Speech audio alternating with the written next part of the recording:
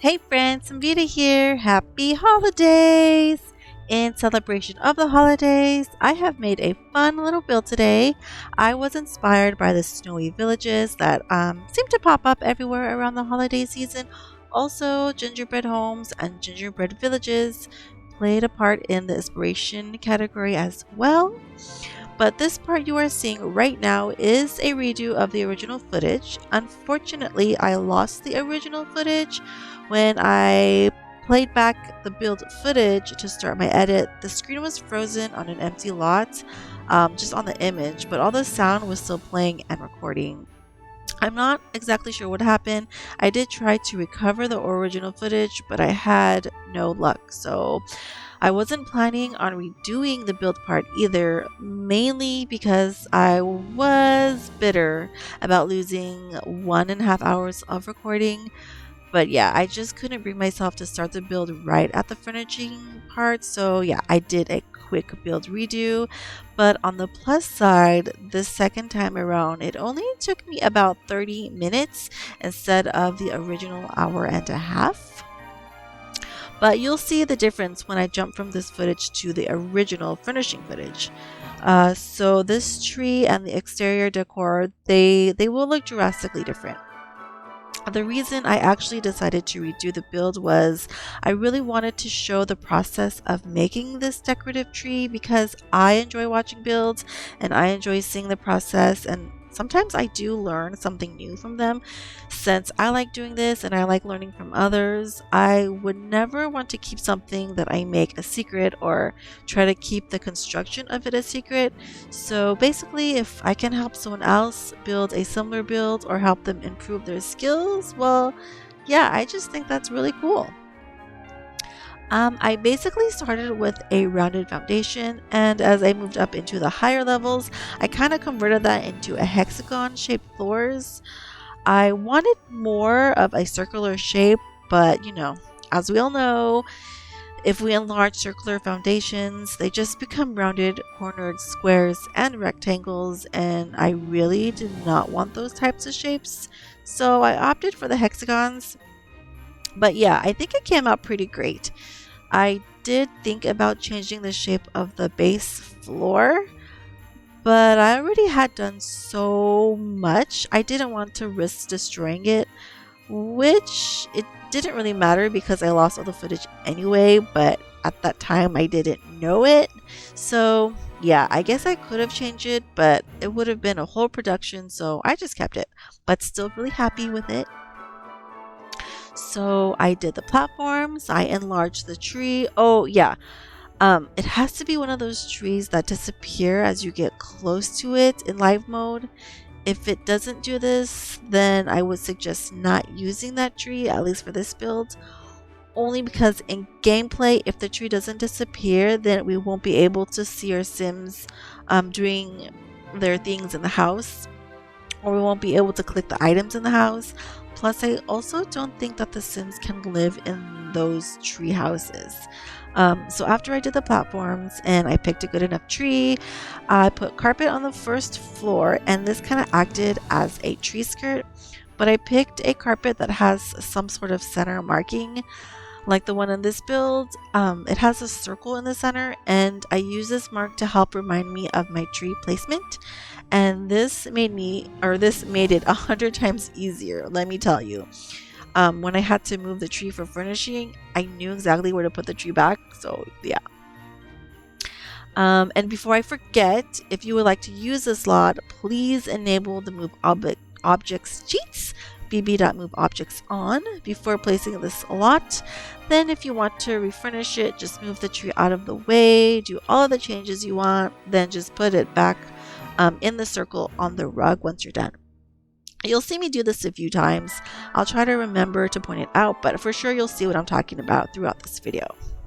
So as you saw in the clip before a bit ago, I was just panning around the tree and it probably looked much more put together. So that was from the original recording day. That is where I was going to start this video originally, but it was just so awkward and I wouldn't have been happy starting at that moment.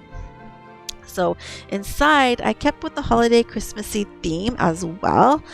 At first, I thought of keeping the entrance open to the world, but I remember that I wanted this to be placed in the snowy escape world, where it would be cold. So I just added a wall on our front door, and it just kept it warm and cozy.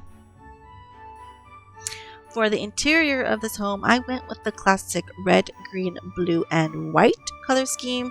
This makeshift entertainment center gave me late 80s, early 90s vibes. It reminded me a lot of my childhood. This kitchen, it was just so fun and so colorful.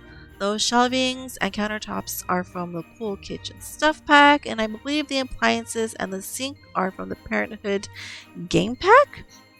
And this living room, I did have some issues with it. I remember switching out the couch and coffee table and floor rug so many times. So upstairs, above the main living, is our only bedroom. This has more of the red and green color scheme.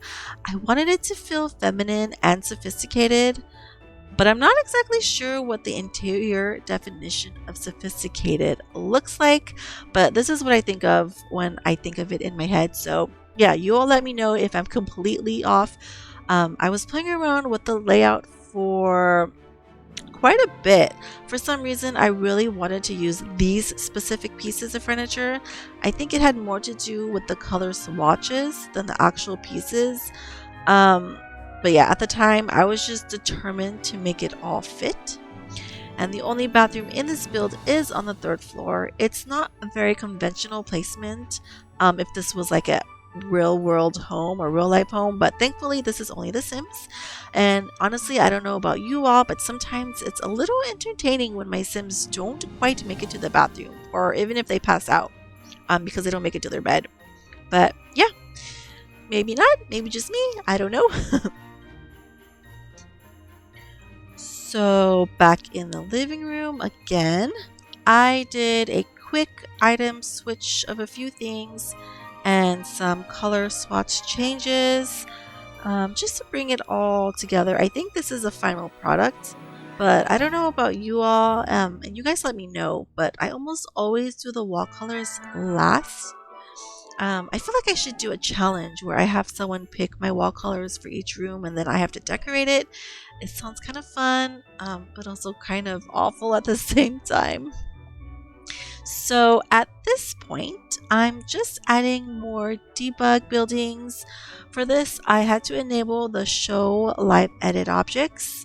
I just sized the houses down as small as they would go. When I placed them on the floors, I just made sure that they're not placed in front of any windows or any window views. I wanted the resident Sims to be able to look out the windows and not see this huge building in the way. I also tried to look for homes that didn't look too modern. Most holiday villages that I see, the builds, they remind me of cottage type homes. So these types of builds are the ones that I was looking for through the debug catalog. And honestly, there was a lot to choose from. I think if I was trying to do maybe a city tree, maybe that would be more difficult.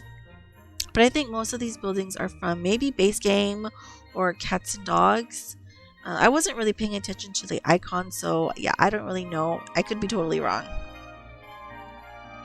I'm not sure if this is a United States tradition, but in most homes, at least the ones that I've visited or lived in my life so far, there's always been a train set being displayed. Most of the time, I've seen these, they're circling the tree at the bottom just outside the tree skirt. I don't really know the significance of this. If any of you do, please comment below and let me know. I think it would be really interesting to know if there is a meaning behind this or where it originated, the history of it.